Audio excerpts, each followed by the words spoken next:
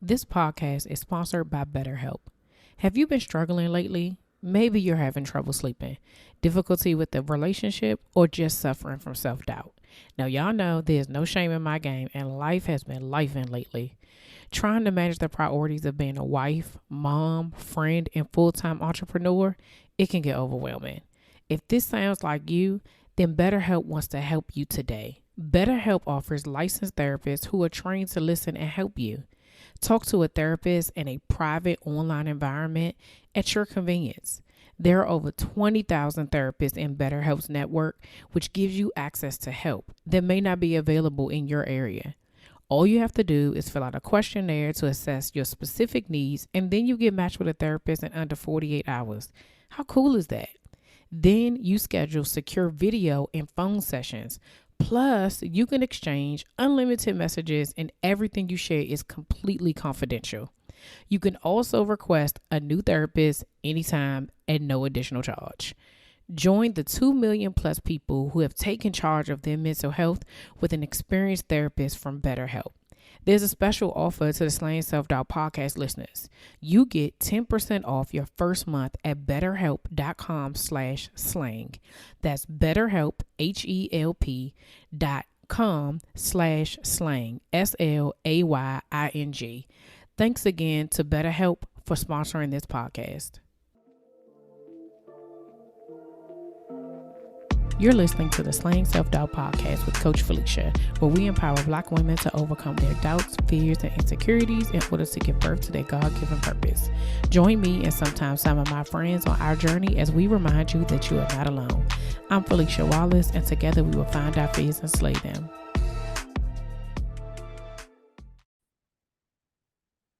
Hey Slayers, welcome back to another episode of Slaying Self-Doubt podcast. It's your girl, Coach Felicia. Welcome to all the new Slayers joining our movement. Hello. No matter how you found us, whether it was by way of a guest episode, solo episode, Instagram, YouTube, or you just found me on Google, thank you so much for being here. While you're listening, I want to ask you right now to share this episode with at least 10 people to help us hit our 100,000 download goal for this year. That's what we're trying to reach. We're getting closer to it. We're trucking along, but we need your help. And then I need you to go subscribe to the news.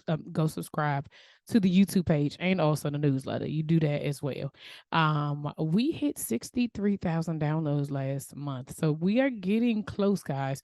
I am excited about it because we still hit these marks and I didn't even record any episodes. So that means that you all are still listening. That means that you all are still sharing. That means that you all are still connected on this journey and want to hear what's going on. And so I'm excited about what these next couple of months are going to look like before we go back on break in July. But in the meantime, we are back. I have not had to record anything since actually January. January was the last time I recorded when I did the last episode of that answered prayers, and I shared the end of that story that I was kind of telling you all about how to deal with a difficult situation, and just the lessons that I learned. And then we did a rewind for the month of February, and really the reason why we did the rewind is that I don't think I knew at the time, but I definitely needed it. I needed that break because I ended up getting sick. My kids ended up getting sick. Then I went out of town and it was just a lot going on. Like I literally feel like it was like February 1st and then it was February 28th. Like it went by like that for me. And so not having first of all enough catalog, like praise the Lord for that, enough catalog to be able to share a series with you all that I already did that is still very important and still very much so relevant. I'm grateful. I'm grateful for my consistency. Okay. And with that being said, last month we celebrated my 4-year podcast anniversary. Like 4 years. I mentioned during a celebration that I did on Instagram doing a live that when I initially like decided, okay, I'm going to publish. This is what's going to happen. After I recorded a few episodes, I was like, I didn't even know it was Women's History Month. So I didn't even recognize the significance of it at the time. It was literally just like, oh, okay, hurry up and do this, because if you don't, girl, you're not going to. But like now knowing the significance of it for me is just is pretty dope. Like, and that just goes to show that always God is intentional about what he does, because it didn't have anything to do with me, in that moment. And I wasn't being strategic about it. I really was trying to be obedient quickly, right? It's just like, let me just do this because I know I'm supposed to. um I need to do something about this because I hate the fact that I be like disappearing. Anyway, that was random because y'all can't tell unless you're watching on YouTube. Then you can see that I'm disappearing. Anyway, last month was Women's History Month, and generally around here, you guys, we do two things. So one, we will do the 31 Days of Slay. And that is where I honor really 30 women, because I honor myself every year. But there's 30 women that I honor, and it's really like my moment of giving them their flowers and thanking them for being on the show and thanking them for their journeys and what they're doing and their yes and their obedience. And so it's always a beautiful thing, because every year that I do it, I just am like, dog, I really get the opportunity to be able to speak to so like these many women at this time, right? And so we're well over 100 women that I have been interviewed on the show, and it's a blessing for me, and so I'm so grateful. We also did last month a series called Slay Chats, and so what that was that something that God told me in February, because I normally doing Women's History Month, I'll do like a series where we're talking about women's wellness and we're talking about how we can better ourselves as women and all these different things. But he really wanted me to highlight women who are doing the work, and so I was fortunate enough that every woman that I asked to participate said yes. And so we had LaShawn Dreher from Black Women Hustle. We had Shalise Tyson from uh, the Shalise Tyson. We had Madden Eshate Jones from Love Madden. We had Shadija Romero from With Love Deja. We had Michelle McKinney. If you don't know, you need to ask somebody. But she is the owner of Dreams Unleashed. We had Coach Sophia Casey, who is the co-founder of ICLI, International Coaching Teaching and Institute. It's a coaching program. We also had, oh man, y'all, why am I going blank? I probably should have wrote this down.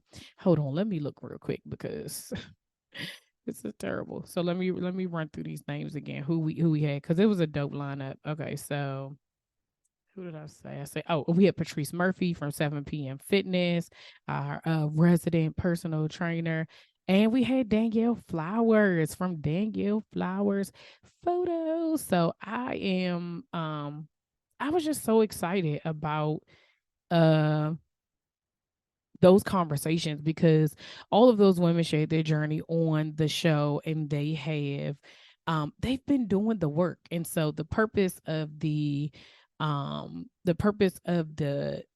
lives were, God had told me, if this is the year of doing, we need to be talking to the women who are doing. We need to be talking to the women who are doing the work and who are out here getting the results, because we could talk all day long about the things that's holding us back and the things that is causing us to have the insecurities. But we want to talk to the people who have those things, the women who've had those things, who still have those things, and they are actually slinging their self doubt, right? They are doing it every single time that they show up. They have slayed consistently to be able to get to a place where they are comfortable where they are, and then they have grown, right? And they're continuing to be obedient. And every single woman, they kind of had the same theme of like, writing down the vision, really just coming to grips with where they are, taking the necessary rest that they need, allowing God to lead whatever it is the vision was, doing the work, like really just doing the work, and understanding that as they continue to grow and as they continue to move forward in whatever it is that they're supposed to be doing, that fear, that insecurity, that imposter syndrome, all of that stuff is going to be there. But they get to do it anyway. Not even, yeah, they get to do it anyway. They don't let it stop them and, paralyze them. And so it was very inspiring for me because, lots of times we can get caught up in a lot of the noise, right? And so even during this break, I needed it because I needed the rest. I needed the reset for myself. I told y'all, when I was sharing the story back in January that I got a new part time. And so even pouring myself into that and figuring out like that's an added piece of me right now that I have to give to somebody else. Like I need to be able to, I really had to reset to get myself grounded to be able to go, how do we move forward? What are the things that you need to do to make sure that you're able to maintain all the things that God has given you, right? And the things that you prayed for. And so some of the things that I've realized in that space is that I got caught up in the noise sometimes. I got caught up in the fact that, I got this job and I need to be doing this. Caught up in family stuff, like wanting certain things, or even with my family being sick. Like sometimes that just takes you, anybody knows your kids get sick, you would just, it really goes, your brain goes to the left. You forget everything else because you're so concerned about it. And what was happening? My kids get sick back to back. Like somebody be sick for the week. I'm like, oh, okay, I'm so glad you feel better. Then the next kid's like, I don't feel good. I'm like, what the? Like it was literally happening like that. And so my anxiety, my nervousness, and then all the times I wasn't feeling well, so I wasn't taking care of myself 100%. And then sometimes you can get caught up in the noise of social media and just comparison and looking at everybody else doing all these things when it feels like you're doing nothing, right? Or, none of those things could be happening to you, and you are caught up in the new followers that you have, and caught up in whether or not you're going viral. You're caught up in whether or not what you're doing is perfect, right? Whatever the thing is, whatever that noise is that you can get caught up, a lot of times we forget the reason why we started this journey, right? And so for me, I was like, there's so many things that I want to do and so many reasons why I'm trying to continue to push to move forward that sometimes I forget why I started. What was the foundation of slaying self-doubt in the first place, right?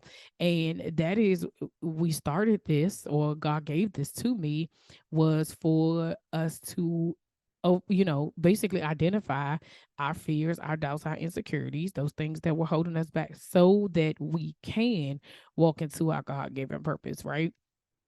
And it's either you get stuck in the noise, the things that are distracting you from the work that needs to be done, which is kind of what we were talking about in the Slate chats. Like there's work to this. There's work. This is the year of doing, right? And so what I really want to do for the month of April is give you all 4 tips, including myself, on how to slay yourself doubt. And what I mean by that is really like, it's a reassessment. This is what we're doing. We're doing a reassessment. And I think, we talk about you setting goals for here we talk about setting smart growth or smart goals every year or every quarter, so that you're able to kind of keep up with the process and keep up with what you're going on, so that you're making some traction, and you're doing some things, but then also that it's important to do this so where you're headed, right? And so with these 4 steps, what I hope to be able to give you is a way to reset, right?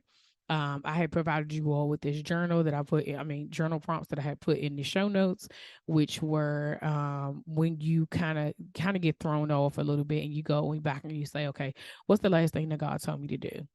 This would be a great start to this, right? And then why didn't I do that? What were the things that stopped me from doing that, right? So I'll take, for instance, we'll say this. So for me personally, the last thing God told me to do was to exercise for 30 minutes every day. Like it don't even have to be big, but if your thing want to be big, you can make it big, and it could be multiple things. So you can fill that out multiple times. But we're going to say this because my health is very important for what it is that I need to do, and the fact that I want to still be able to do the things that God called me to do. So all the times we talk about like we're whole women. So all of the things that we have to do count towards us reaching our goal, count towards us pursuing our purpose and getting to that place. So my health is important, right? And so if I were to say, okay, what was the last thing God told me to do? Last thing God told me to do was to exercise for 30 minutes every day. So why didn't that happen? Well, the very practical things happen. Girl, you were sick, right? You were, for 2 months, you were sick. 2 months is what, like 8 weeks? For 8 weeks, you were sick probably four and a half of them, right? So some of that stuff is I can't get out of that. If I'm sick and the last time I was sick, it actually was I had some breathing issues. Like we're not gonna keep pushing ourselves until you not to you are incapable of doing it, but it's like realistic things like what stopped me from doing that. And so what was the thing? Okay, I was sick, but okay, so on the days that you wasn't sick, what stopped you? I didn't go to bed on time. I didn't get up in enough time. I made the decision in the car, dressed to go to the gym, and said, "No, I'ma just go home." These are real things.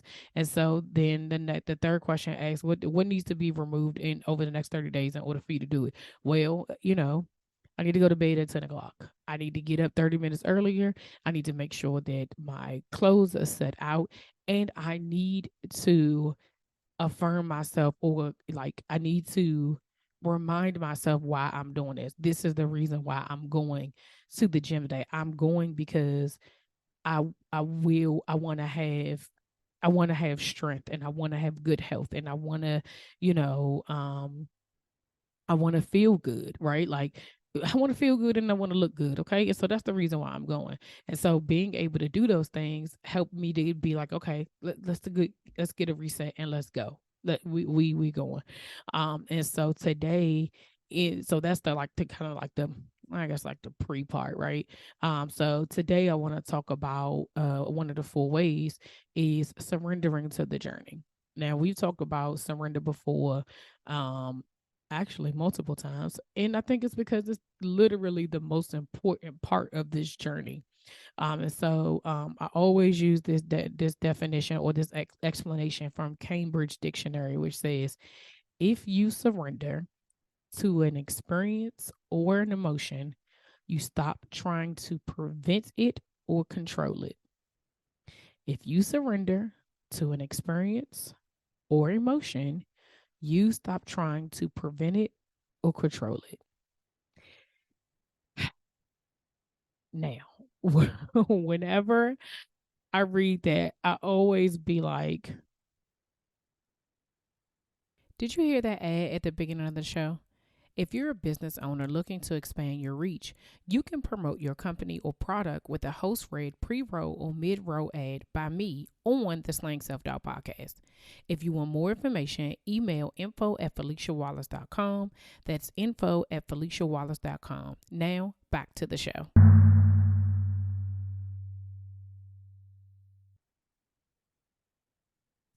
But do I? And the answer is no. I don't I don't, because I do try. I don't try to prevent. No, I continue to control it. Right, that is the thing. Right, and so really, when we talking about surrender, is releasing, it's letting go. It is taking your hand off the wheel. It is surrender. Right, and so I always want to, when it comes to stuff like this, I'd be like, okay, what do the Bible say? What does God say about this? And so I looked it up and I thought it was so interesting. And one of the things I always do when I'm looking up scriptures is that I will compare. This is the benefit. This is a side note. It's the benefit of having like electronic Bibles, like the Bible app or whatever, because you're able to compare scriptures to be able to, get it so that you understand. So I read one, I was like, I kind of get it. Then I read the easy version. I was like, oh, okay. But this is the one I liked. Okay. So it's Matthew 16:24. And in the amplified version, so sometimes in some of the Bibles, they'll give you a title for whatever the next set of passages are. Yeah, I'm trying to get it all together. But it says, so in the amplified version, the title of this says discipleship is costly. Okay.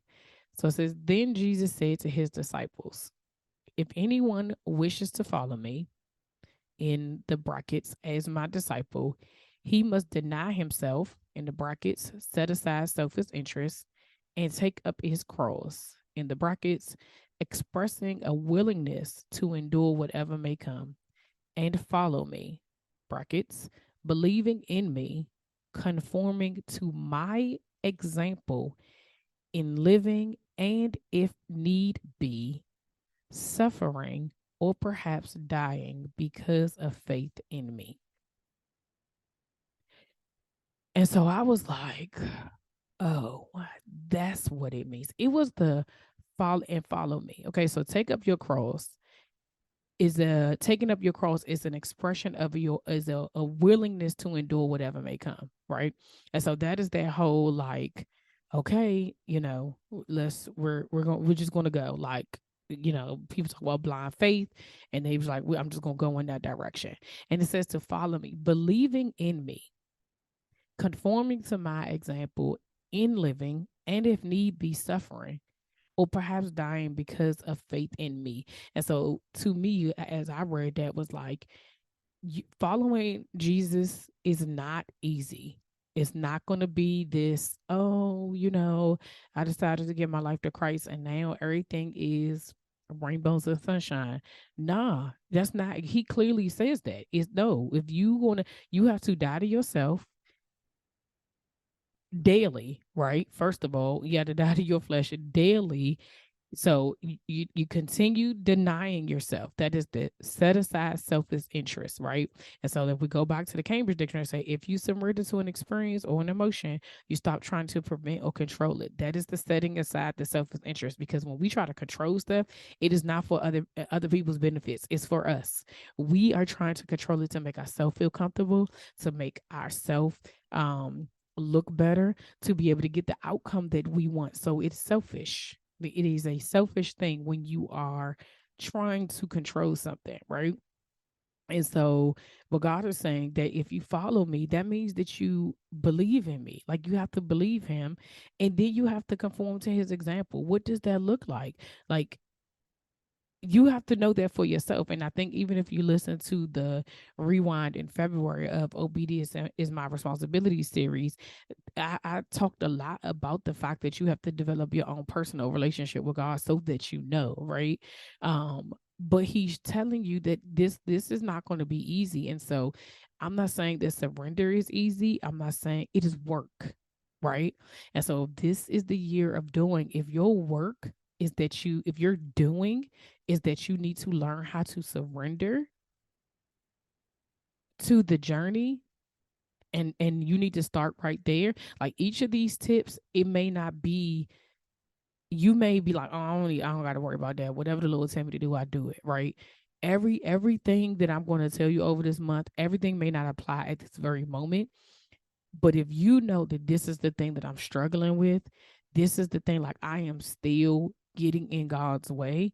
I am still thinking that I have control over these situations, is ridiculous, right? And so you have to decide, like, is this my doing this month? Is this my doing this year? Is my doing surrender? Is it surrendering to whatever it is?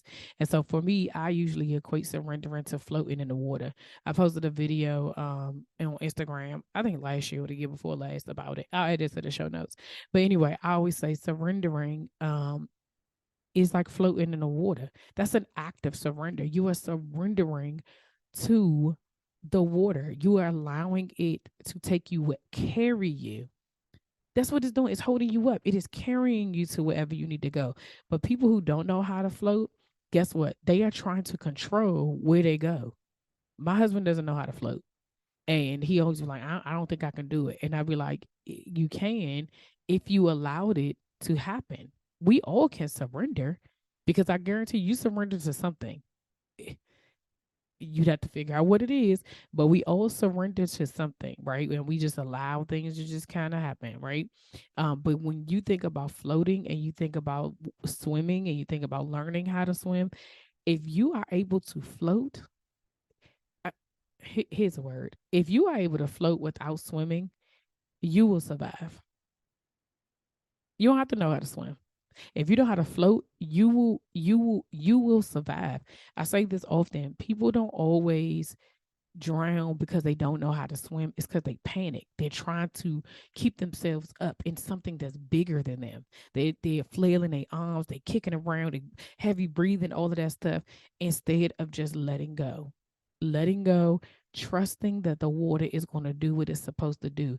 The water will hold you up, but that takes practice. Right. I learned how to swim on my own. I taught myself how to float. I didn't initially know how to float. You see these videos sometimes when you see babies and they like, oh, babies probably because they just came out the womb. Like they may know that off the break. But when you are having to, it's still somebody there teaching them until they know. When kids go to get swimming lessons and they get into it, somebody is right there. There's a lifeguard right there being like, oh, okay, wait a minute. Nope, you took your eyes off whatever. You started focusing on something else. Nope, let's start over. And so if this is your work that you have to do, if this is your doing, is surrendering, you need to figure out for yourself, like, what do I need to do or let go of to surrender? What do I need to surrender or let go of? That's really the question of today's episode, is what do you need to surrender or let go of? How do you do that? What does that look like for you? Like you have to be able to know what that looks like. I can't tell you what it looks like because it looks differently for everybody. Now, for me personally, when it comes to this journey of slaying self-doubt, surrender for me looks like posting whatever, recording, posting, going live, saying something without thinking about the result, right?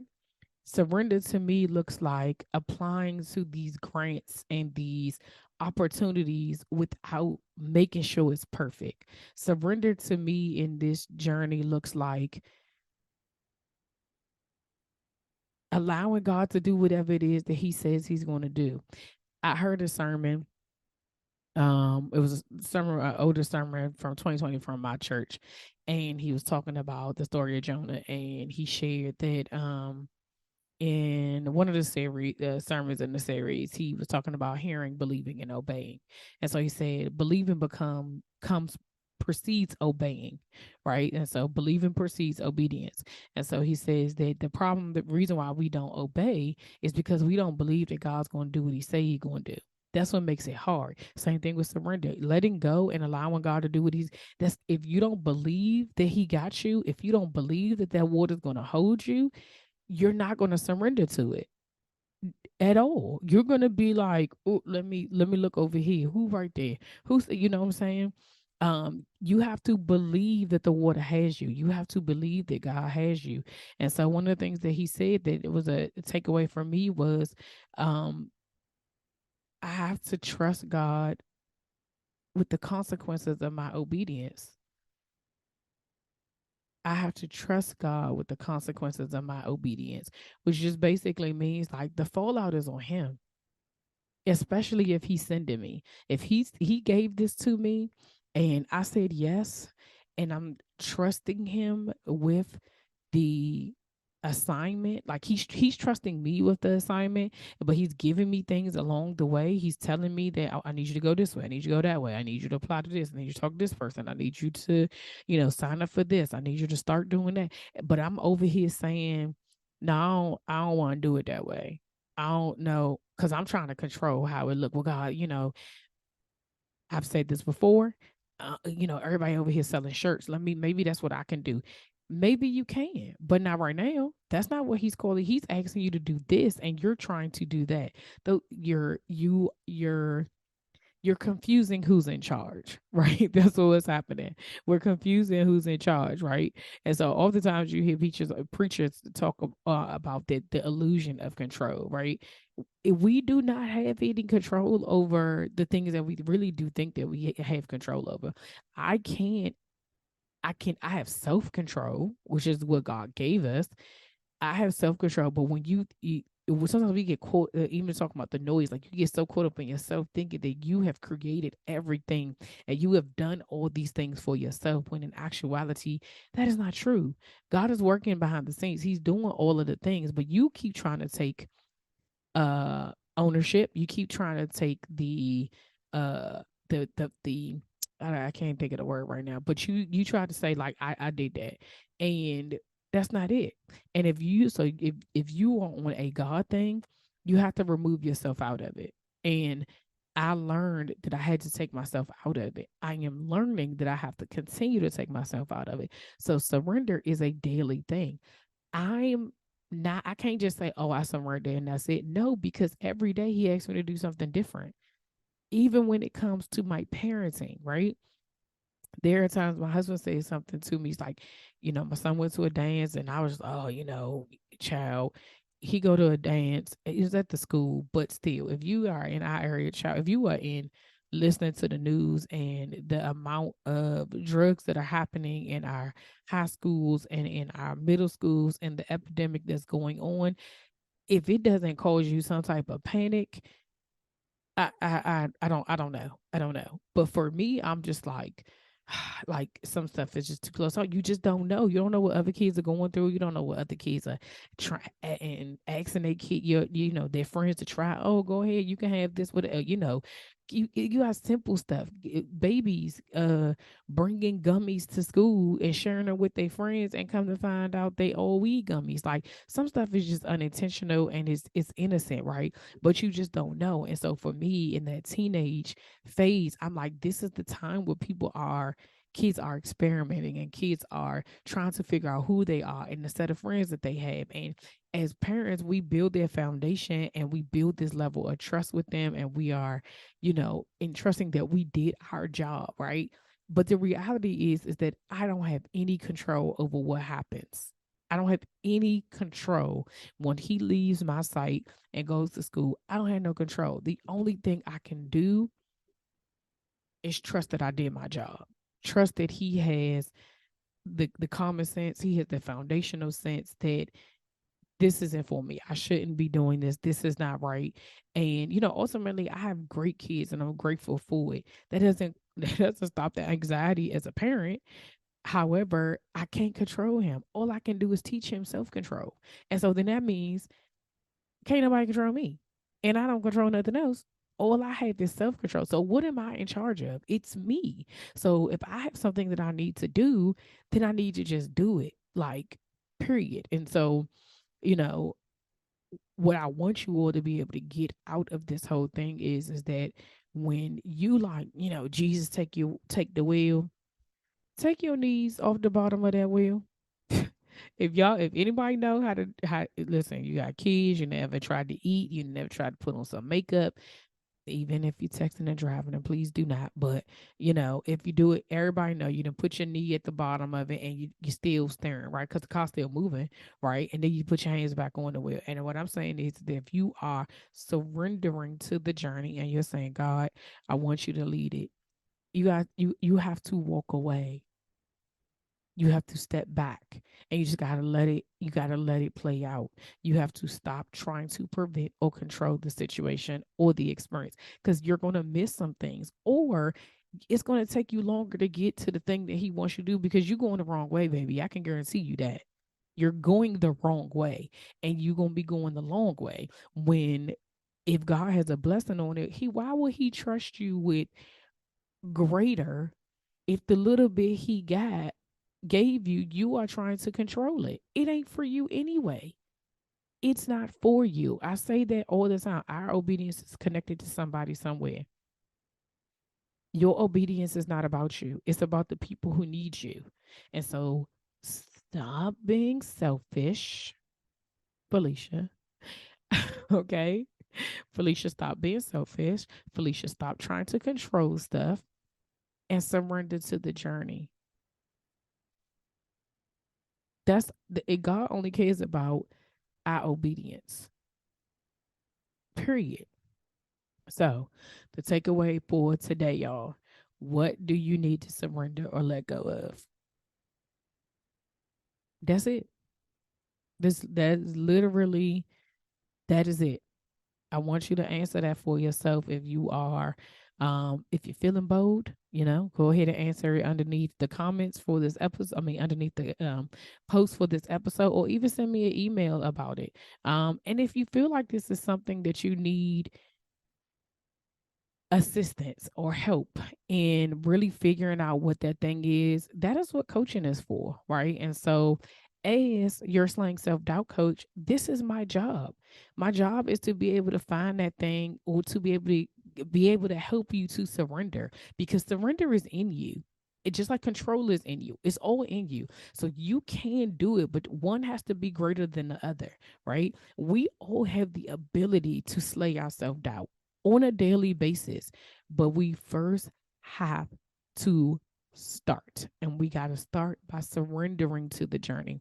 So if you feel like it's something that you need some assistance on, and you want support, you want some accountability, you want somebody to walk alongside you, go ahead and book a connection call with me, and we can go ahead and get connected and figure out what that thing is, so that um, you can do the assignment, and you can do it proudly, and you have the tools that when self-doubt creeps up again, you already know what you need to do. Oh, this is light work, right? I ain't even worried about it. This is light work right here. Let me just go ahead and figure out what are the things, because that's what happens. Like I told y'all, it's levels to stuff. And as you continue to go up, your self-doubt has the possibility of getting louder. And what we just need to do is lower your voice. You're talking too loud. And I don't have time for all of that, right? That's what we want to be able to do. So, as always, y'all, thank you so much for rocking with me. If you have enjoyed this podcast and you found it valuable, please consider making a donation by buying me a coffee. Your support will help me create new content. I want to create a podcast studio so that I don't have to be worrying about this disappearing actors going on with my hoodie. And to also reach more people, because more people need to be on this movement, y'all. I'm telling you, I'm out here like Martin. This face belongs on a tube. All right. And so your donations help us, get the things that we need to be able to grow this movement.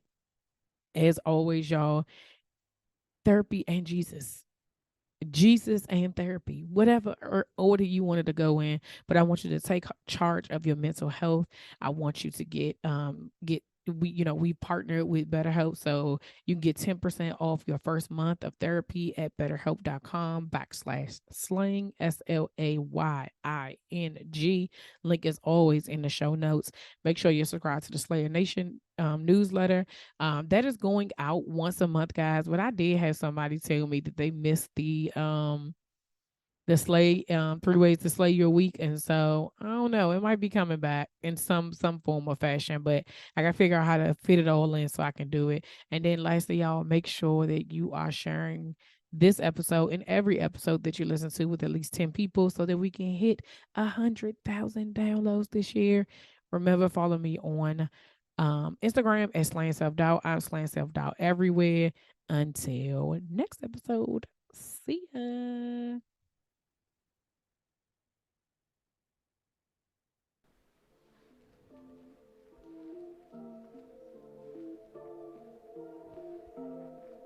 All right, y'all, that's all for this week. Thanks for listening, and don't forget to share, subscribe, rate, and review.